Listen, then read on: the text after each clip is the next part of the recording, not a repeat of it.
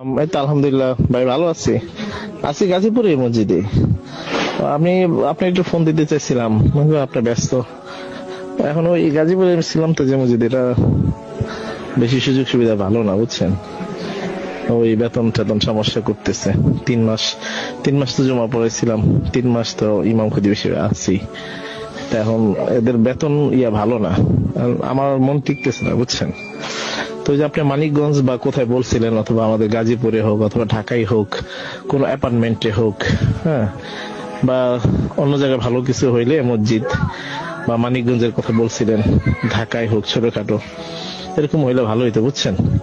একটু এই জন্যই আপনি নক দিছিলাম, দেখেন। হ্যাঁ, জানেন ওই সময় তো আসলে ওই দুইটা একসাথে আপনি মানিকগঞ্জে অফার করছিলেন, এনেও হুজুর আমি বলছি যে কনফার্ম করেন, যে করছে ঠিক আছে, সবই ঠিক ছিল, তারপরে তো চাকরি না করলে বোঝা যায় না, বুঝছেন।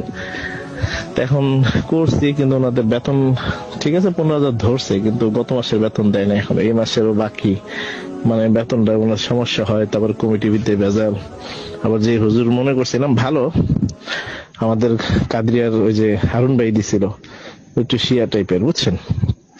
দেখ, ওটা মূল ফ্যাক্টর না, সবকিছু মিলে এখানে আর মন টিকতেছে না, বুঝেনি। তাহলে আমরা আসলে ওভাবে থাকতে পারি না, আকীদাগত জিনিস, তারপরে আবার এই ভেজাল্লা উজেল্লা। তো সেই জন্য আপনারা নক করলাম, যদি সম্ভব